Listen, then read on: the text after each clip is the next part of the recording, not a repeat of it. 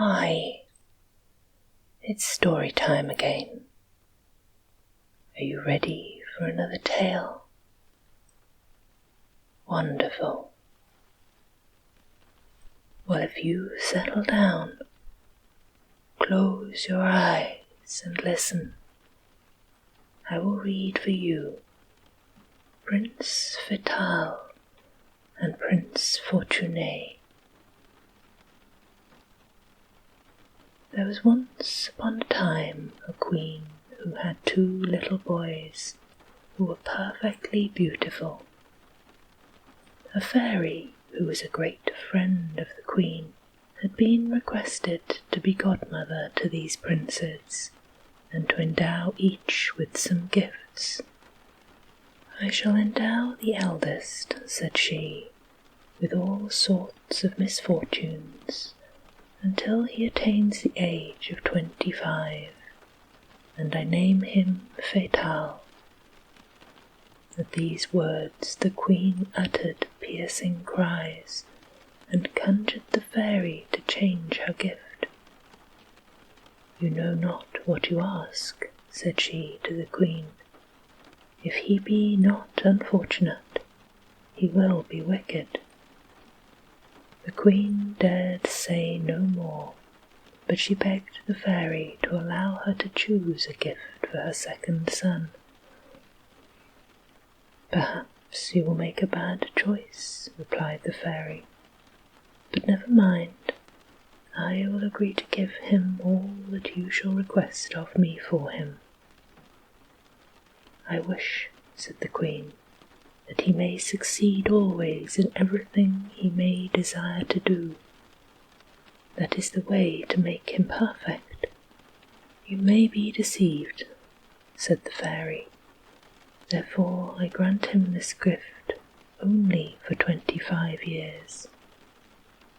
They selected nurses for the two little princes, but on the third day the nurse of the eldest prince caught a fever. They gave him another, who fell and broke her leg. A third lost her milk as soon as she was appointed, and the report being spread that the prince brought misfortune on all his nurses, no one would suckle him or approach him. The poor child, who was famished, cried, and no one pitied him.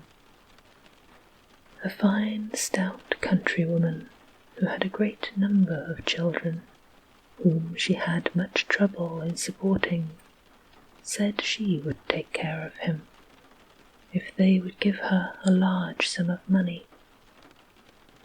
And as the king and queen did not like Prince Fatal, they gave the nurse what she asked, and told her to carry him to her village.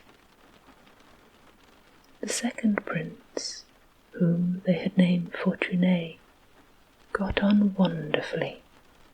His papa and mamma loved him passionately, and never thought of their eldest born. The wicked woman to whom they had given him was no sooner in her own house than she took from him the beautiful clothes in which he was enveloped, and gave them to her own son, who was the same age as Fatal. And having wrapped the prince in an old petticoat, she carried him into a wood where there was an immense number of wild beasts, and put him into a hole with 3 little lions, in order that he might be devoured. But the mother of these lions did him no harm. On the contrary, she suckled him, which made him so strong that he ran quite alone at 6 months. Meanwhile the son of the nurse, whom she had made pass for the prince, died, and the king and queen were charmed to think they had got rid of him.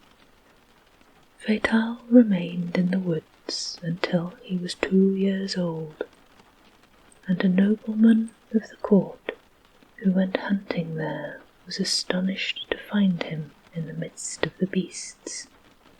He took pity on him, carried him to his house, and having learned that they sought for a child to keep Fortuné company, he presented Fatal to the queen. They gave a master to Fortuné to teach him to read, but they forbade the master to make him cry. The young prince, who had overheard this, cried every time that he took up his book, so that at 5 years old he did not know his letters, while Fatal read perfectly and already knew how to write. To frighten the prince, they commanded the master to whip Fatal every time that Fortuné failed in his duties. Thus Fatal, however good he might be, did not escape being beaten, whilst Fortuné was so wilful and so naughty that he always ill-treated his brother, whom, however, he did not know to be such. And if any one gave Fatal an apple or a toy, Fortuné snapped it out of his hands. He made him be silent when he wished to speak, obliged him to speak when he wished to be silent. In a word, he was a little martyr, on whom no one had any pity. They lived thus until they were 10 years old, and the queen was much surprised at the ignorance of her son. "The fairy has deceived me," she said. "I thought that my son would be the wisest of princes, because I wished he might succeed in all he should desire to undertake." She went to consult the fairy on the subject, who said to her, "Madame, you should have wished your son to have good disposition rather than talent.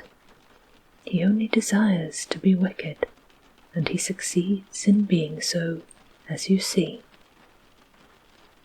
After having said these words to the queen, she turned her back on her. The poor princess, much afflicted, returned to the palace. She would have scolded Fortuné to oblige him to do better, but instead of promising to correct his faults, he said that if they vexed him, he would starve himself to death. Then the queen, quite frightened, took him on her knee, kissed him, gave him sugar plums, and told him he should not study for a week if he would but eat as usual. Meanwhile, Prince Fatal became a prodigy of learning and of gentleness. He was so accustomed to be contradicted that he had no will of his own, and devoted himself to forestall the fancies of Fortuné. But that naughty child, who was enraged at seeing him more clever than himself, could not bear him, and the masters, in order to please the young prince, beat Fatal every minute. At length the wicked boy told the queen that he would not have Fatal any longer in his sight, and that he would not eat till they had driven him from the palace. Thus poor Fatal was turned into the street, and as they were afraid of displeasing the prince, no one would receive him. He passed the night under a tree, dying with cold, for it was winter, and having nothing for his supper but a morsel of bread which someone had given him in charity. The next morning he said to himself, "I will not remain here doing nothing. I will work to gain my livelihood until I will be big enough to go to the wars. I remember having read in history that common soldiers have become great captains. Perhaps I may have some good fortune if I am an honest man. I have neither father nor mother. that God is the father of orphans. He has given me a lioness for my foster mother. He will not forsake me." After having said this, Fatal rose up and said his prayers, for he never failed to pray to God morning and evening. And when he prayed, he cast down his eyes, joined his hands, and did not look about him. A countryman who was passing and saw Fatal was praying with all his heart, said to himself, "I am sure that must be an honest boy. I should like to take him to keep my sheep. God will bless me for his sake." The countryman waited till Fatal had finished his prayer, and then said, "My little friend, will you come and keep my sheep? I will feed and take care of you." "I will, certainly," replied Fatal, "and I will do all in my power to serve you well."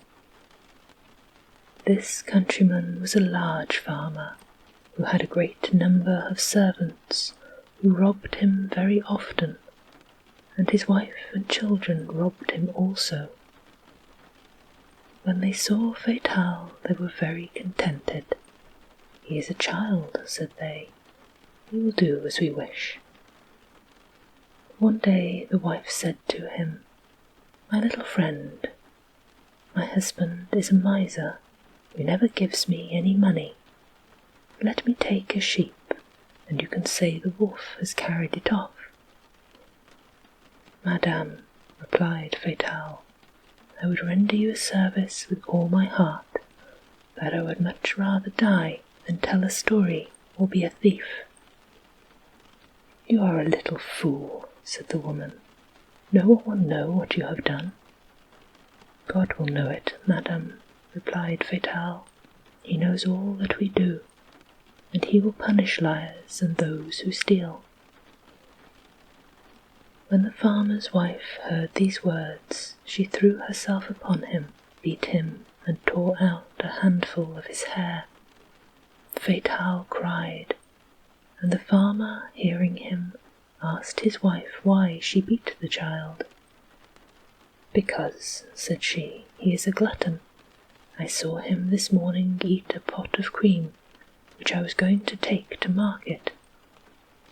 "Fie, how horrid it is to be greedy," said the farmer, and immediately called a servant and bade him to whip Fatal.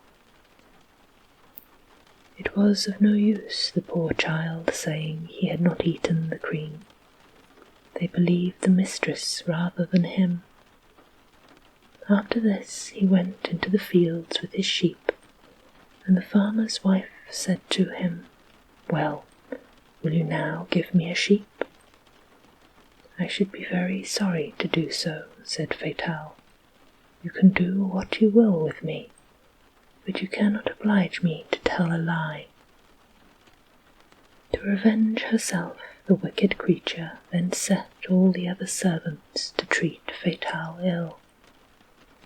He remained in the fields night and day, and instead of giving the same food to him as the other servants, she sent him nothing but bread and water, and when he returned she accused him of all the harm that was done in the house. He passed a year with this farmer, and although he lay on the bare ground and was so ill-fed, he became so strong that he appeared to be 15 when he was only 13.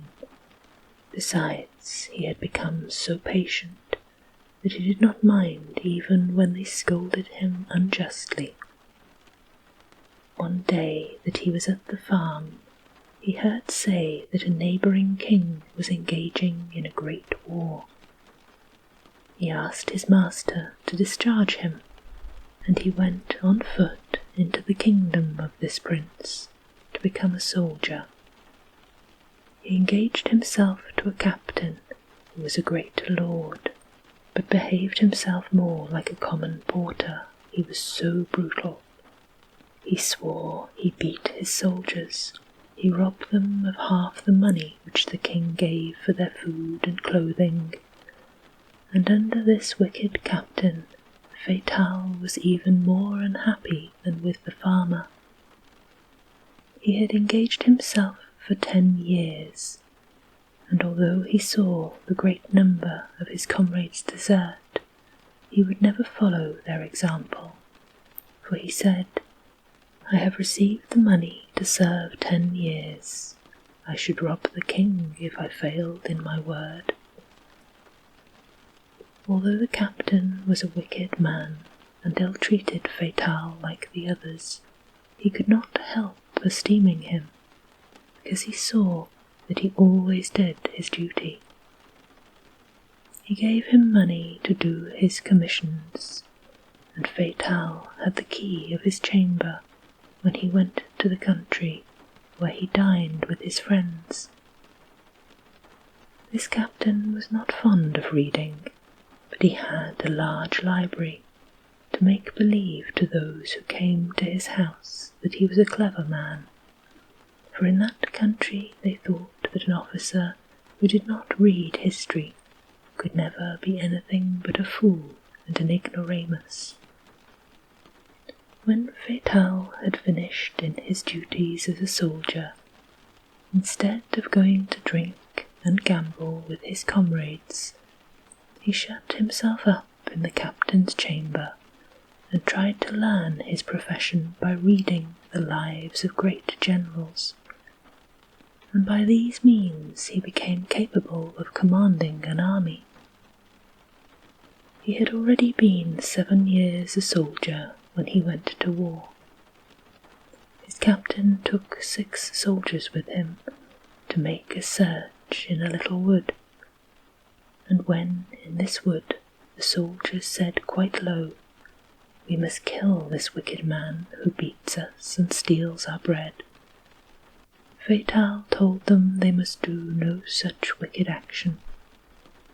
But instead of listening to him, they said they would kill him with the captain, and all 5 drew their swords.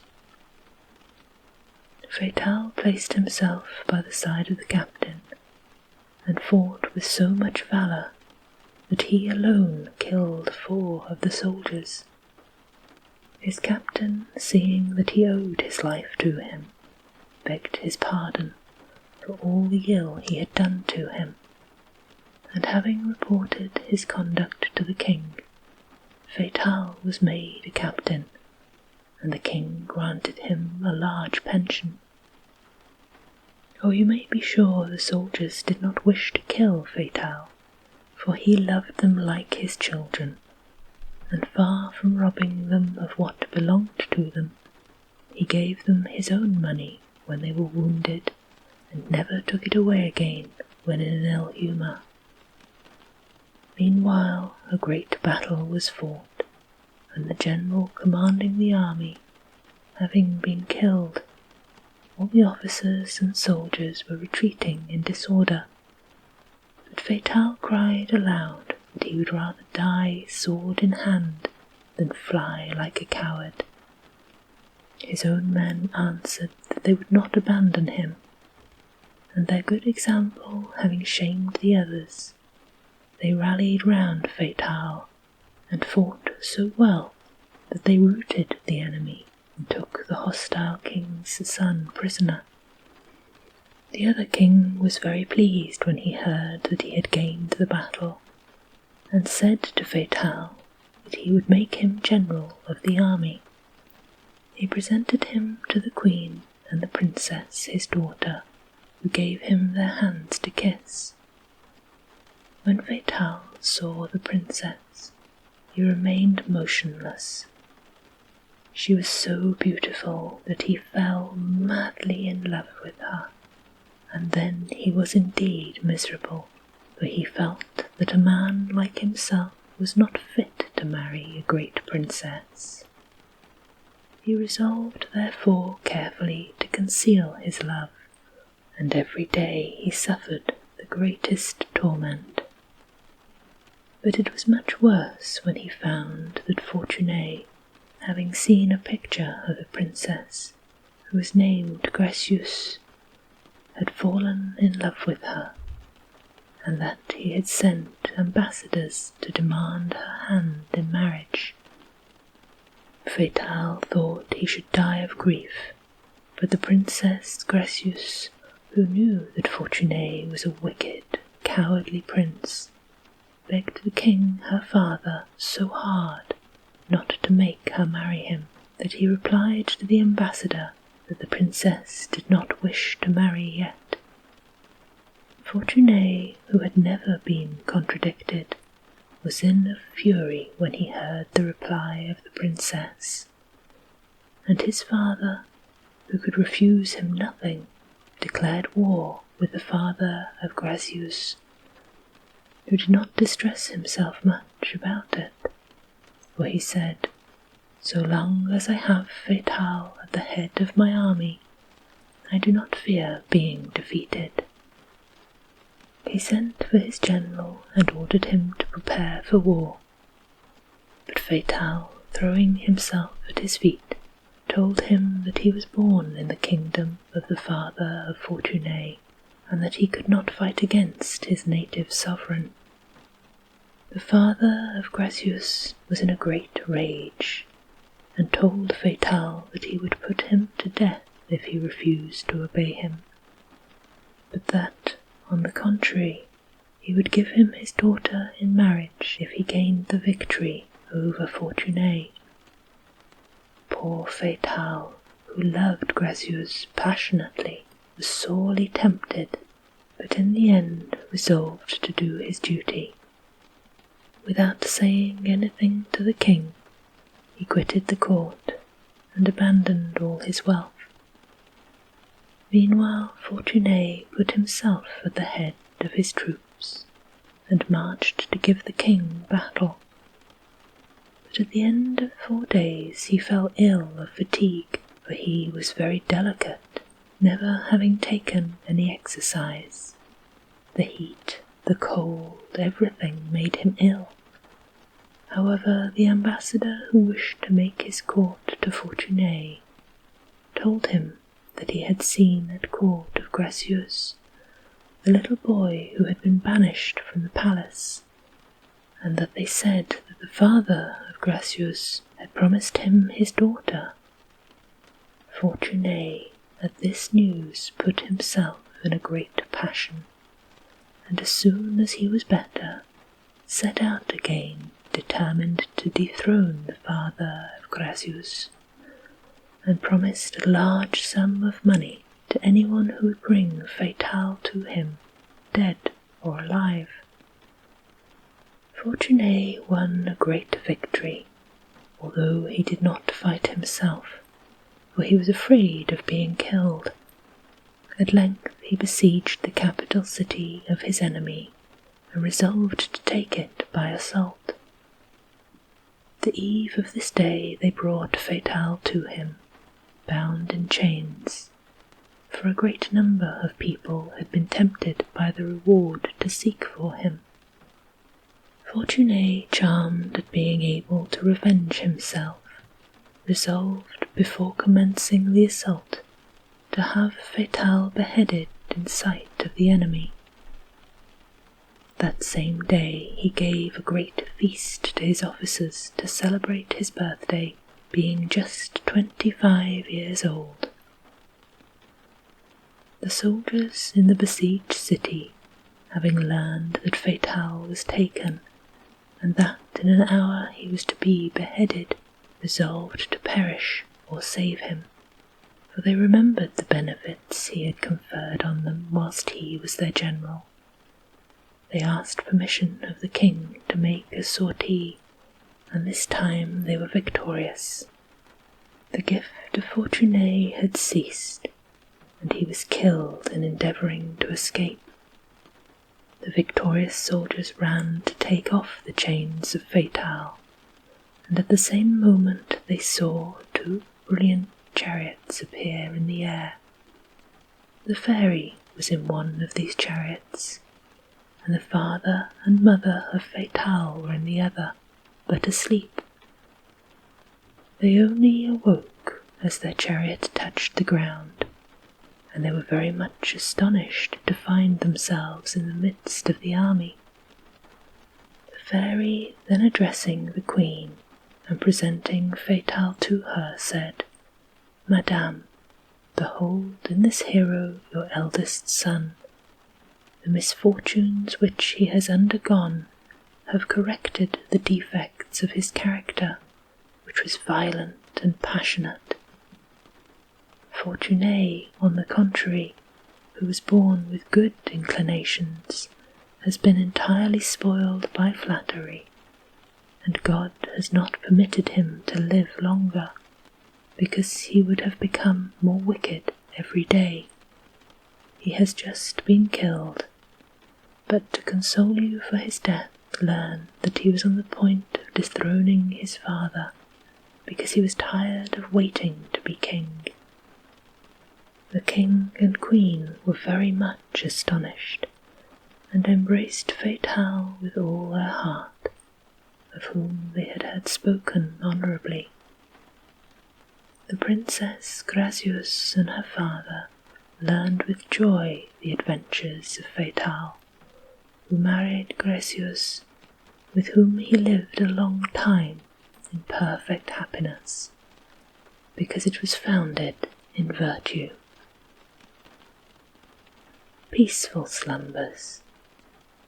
Sleep sweet.